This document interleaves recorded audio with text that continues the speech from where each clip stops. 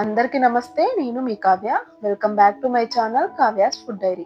ఇవాల్టి వీడియోలో చాలా స్పెషల్ రెసిపీ షేర్ చేయాలనుకుంటున్నాను. మరి వీడియో స్కిప్ చేయకుండా కంప్లీట్‌గా చూడండి. మరి లేట్ చేయకుండా వీడియోలోకి అయితే వెళ్ళిపోదాం. ముందుగా అర కేజీ ఉసిరికాయల్ని తీసుకొని శుభ్రంగా కడిగి ఒక క్లాత్‌తో తుడిచి పక్కన పెట్టుకోవాలి. ఇప్పుడు మనం వీటిని తురుముకోవడానికి కొబ్బరి తురిమే గ్రేటర్ ఉంటది కదా! ఇలా పెద్ద హోల్స్ ఉన్న గ్రేటర్ తీసుకొని మంచిగా తురుముకోవాలి ఉసిరికాయలన్నింటిని.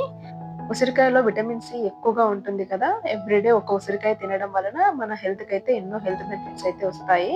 మన స్కిన్‌కి, మన హెయిర్‌కి చాలా మంచిది. ఇలా తురుముకున్న ఈ ఉసిరికాయ మొత్తాన్ని మంచిగా ఆరబెట్టుకోవాలి ఎండలో. ఇది వింటర్ సీజన్ కాబట్టి ఇవి ఎండడానికైతే కాస్త టైం అయితే పడుతుంది. ఇప్పుడు ఇది ఎండలో అయితే పెట్టుకుందాము. అదే విధంగా అల్లం కూడా తీసుకొని శుభ్రంగా కడిగి ఒక క్లాత్‌తో తుడిచి మనం కొబ్బరి తురిమే గ్రేటర్‌తోనే తురుముకోవాలి దీన్ని కూడా. తురుముకున్న తర్వాత దీన్ని కూడా ఎండలో పెట్టి అయితే ఆరబెట్టుకోవాలి. ఇక్కడ నేను అర కేజీ ఉసిరికాయలను తీసుకున్నాను కాబట్టి అర కేజీకి ఇక్కడ నాకు 200 గ్రామ్స్ అయితే అల్లం తీసుకున్నాను. ఇలా తీసుకొని దీన్ని కూడా ఎండలో ఆరబెట్టుకోవాలి.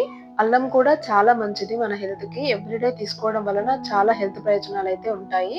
అలాగే అర కేజీ ఉసిరికాయలకి సరిపడా ఒక కట్ట కరివేపాకు తీసుకున్నాను.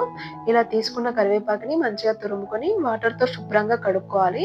ఏమన్నా డర్ట్ అలాంటిది ఏమన్నా ఉంటే పోతుంది. ఇలా కడుక్కున్న ఈ కరివేపాకుని ఒక పలుచటి క్లాత్ పైన నీడలోనే ఆరబెట్టుకోవాలి. ఫ్యాన్ కింద అయినా సరే, రూమ్ టెంపరేచర్‌కైనా ఎక్కడైనా గాలొచ్చే ప్లేస్‌లో మంచిగా ఆరబెట్టుకోవాలి. చూడండి ఉసిరికాయ తురుమైతే బాగా ఎండిపోయింది. ఇది ఎండడానికి నాకైతే 3 డేస్ టైం పట్టిందండి. అల్లం ఎండడానికి కూడా 3 డేస్ టైం పట్టింది. మీరు అల్లం ప్లేస్‌లో కావాలనుకుంటే శొంఠి పొడి కూడా తీసుకోవచ్చు.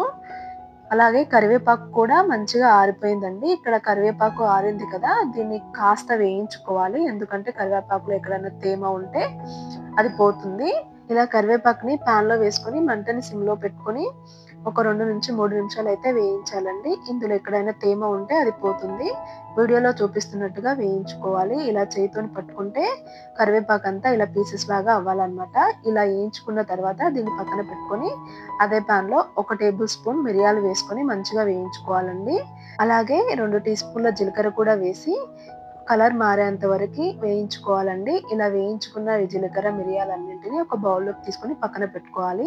ఇప్పుడు ఒక మిక్సింగ్ బౌల్ తీసుకొని మనం ముందుగా ఎండబెట్టుకున్న ఉసిరికాయ తురుము, అలాగే అల్లం తురుము, అలాగే మనం వేయించుకున్న మిరియాలు, జీలకర్ర, కరివేపాకు కూడా వేసి మెత్తని పౌడర్ లాగా పట్టుకోవాలండి. బయట కొనే ఏ పొడైనా సరే నిల్వ ఉండడానికి కొన్ని ప్రిజర్వేటివ్స్ అయితే యాడ్ చేస్తారండి. ఇక్కడ నేను అవి నిల్వ ఉండడానికి ఎలాంటి కెమికల్ అయితే యూజ్ చేయను. ఇక్కడ పసుపు, ఉప్పు యూజ్ చేయడం వలన ఇది సంవత్సరం పాటు నిల్వ ఉంటుంది. ఇవి నేచురల్‌గా ప్రిజర్వేటివ్స్ లాగానే పనిచేస్తాయి. ఇలా మెత్తగా పౌడర్ చేసుకోవాలండి. ఇలా పౌడర్ చేసుకున్న దీన్ని ఒక గ్లాస్ జార్‌లో స్టోర్ చేసుకుంటే మనం 1 ఇయర్ వరకు నిల్వ ఉంటుంది. ఇప్పుడు మీకు ఆమ్లా చాట్ చేసి అయితే చూపిస్తానండి.